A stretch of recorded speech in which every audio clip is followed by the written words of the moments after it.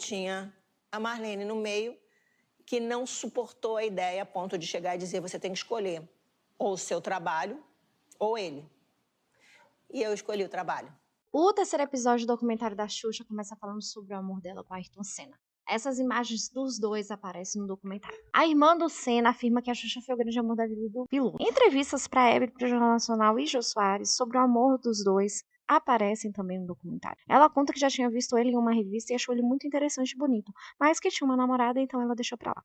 Um dia ele ligou pra ela e disse que queria conhecer a menina mais bonita do Brasil e se podia ir buscar ela. E a Xuxa revela todos os detalhes do primeiro encontro, de ele mandar um avião particular ir buscá-la, ele pegar na mão dela e irem pra praia e depois de 3 dias se beijarem. E realmente era um casal muito lindo, ela chama ele de Beto. A irmã do Ayrton fala de como eles eram parecidos e de gostarem das mesmas cores e dos animais. Essa jornalista que vocês estão vendo contou que ela e a Xuxa estavam na casa da apresentadora em Angra dos Reis, sentadas na beira da praia. Quando Ayrton Senna vem pilotando o helicóptero com um copiloto, de repente ele desce por uma corda e vem nadando até elas. E a irmã do Ayrton Senna, na minha opinião, dá uma alfinetada na Galisteu, dizendo que o Ayrton e a Xuxa já tinham suas carreiras consolidadas e eram entendidos no Brasil como superestrelas. Então não havia nenhum interesse comercial entre os dois. E o documentário segue explicando por que os dois terminaram depois de 1 ano e 10 meses juntos. E foi dito que além das agendas cheias, a Marlene criou um desgaste na relação dos dois.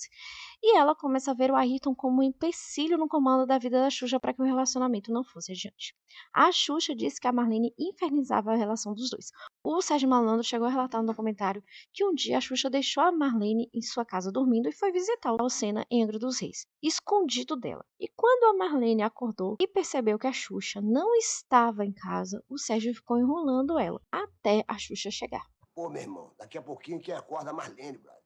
Ô, Serginho, cadê a Loura? Falei, a Loura? Aí eu olhei assim, tipo, passando um jet ski, e falei, olha, tá, pum, passou. Me avisa e manda ela voltar. Eu falei, tá. Pum, passou o jet ski. Meu irmão, eu fiquei enrolando a Marlene, brother. Acho que umas 2 horas. E a Xuxa não voltava, bicho. Cadê ela? Eu falei, porra, não, tá ali, tá aqui, tá lá. E ela, porra, ela na casa do Ayrton Senna. Aí ela voltava. E aí eu falei, você é louca, porra. Mas a gente já veio aqui mais de 5 vezes, meu irmão. Não sabia mais o que falava.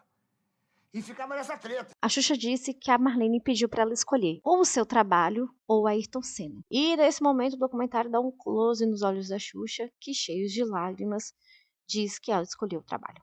E passa uma entrevista da Xuxa na época falando sobre o término. Ela, naquela época, está muito triste falando sobre o fim da relação. Ela explica que ficou mais 2 anos se encontrando com ele, mas se namoraram oficialmente. E que quando ele começou a namorar a Galisteu, eles ficaram realmente 1 ano sem se falar. E imagens da Xuxa ao lado do caixão e com a família do Senna são passados no documentário. Lembrando, gente, que a Galisteu era a namorada do Ayrton nessa época e foi desprezada no enterro. A Xuxa revelou que as pessoas contaram para ela que um dia antes ele estava falando muito dela e que ela se encontraria um dia depois com ele para saber se tudo tinha terminado mesmo.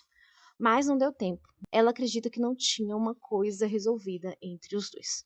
Segundo a Xuxa, depois que o Senna morreu, ela não ficou com ninguém por 2 anos. Segundo o Sérgio Malandro, a Xuxa só ficava em casa porque lá tinha restaurante japonês, cinema, tudo o que ela precisava. Ela realmente era blindada. Ela disse que os homens que chegavam na vida dela, ela não tinha nenhum interesse, mas ela começa a pensar em um filho, mesmo se fosse por inseminação artificial. Ela explica que não tinha uma imagem de um pai adequado, mas sim de uma mãe, uma mulher forte. Então ela não se importava com o fato do filho ter um pai ou não. Nesse momento do documentário, entra o Luciano Zafir contando que ele já era surfista e modelava.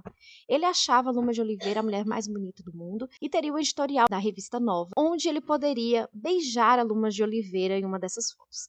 Então ele ficou muito empolgado. Com tudo marcado, a Xuxa passa e vê ele. A Luma de Oliveira desmarca e a Xuxa vai no lugar dela e pede para que ela fotografe com ele. E dali em diante eles começam a namorar. Ela queria filhos e ele só queria ter filhos se casar. E depois de um tempo eles já estavam morando juntos. E ela já tinha ido nos Estados Unidos para saber tudo sobre inseminação artificial. Então o Luciano Zafir fica convencido de que realmente a Xuxa quer tanto ter um filho e ele resolve tentar ter um filho com ela. Então a felicidade dos dois é mostrada no documentário, o amor que a Xuxa já tinha pelo bebê dentro da barriga e ela fica linda grávida. E aí o documentário também mostra toda a mídia que rolou com a gravidez da Xuxa, indo no Faustão, dando entrevista, Fantástico.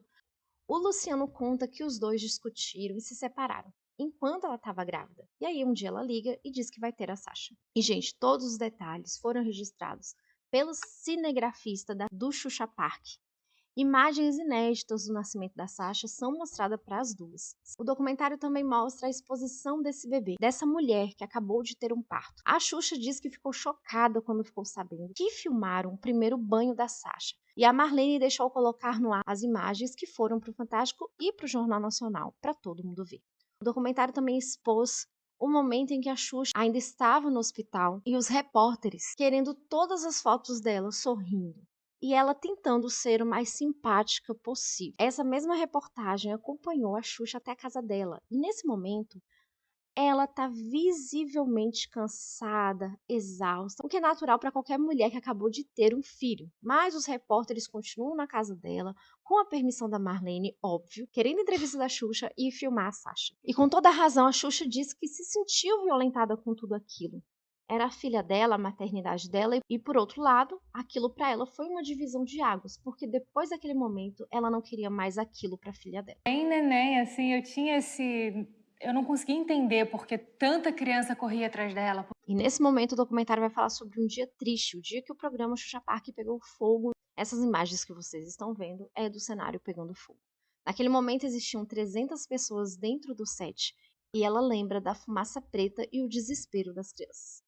As crianças sem ar, o menino todo queimado, mas infelizmente ele não apareceu no documentário. A Xuxa indo no hospital de madrugada para visitar as vítimas e aquilo aparentemente acabou com ela. Paulo, e quando eu entreguei, a pele dele ficou na minha mão, sabe? Eu pensei comigo mesmo, eu não quero mais isso, sabe? Eu não quero mais trabalhar para criança, não quero mais fazer mais nada. Saí dali decidida que eu não iria mais fazer e depois de 1 ano e meio, 2 anos, estava eu brigando de novo com a Marlene, com todo mundo trabalhando comigo, dizendo eu preciso voltar a trabalhar para criança. Bom, gente, eu vou ficando por aqui. Para você que ficou até o final desse vídeo, muito obrigada. Para você que já é inscrito no canal, muito obrigada. Para você que não é inscrito, por favor, se inscreva. Valeu, tchau.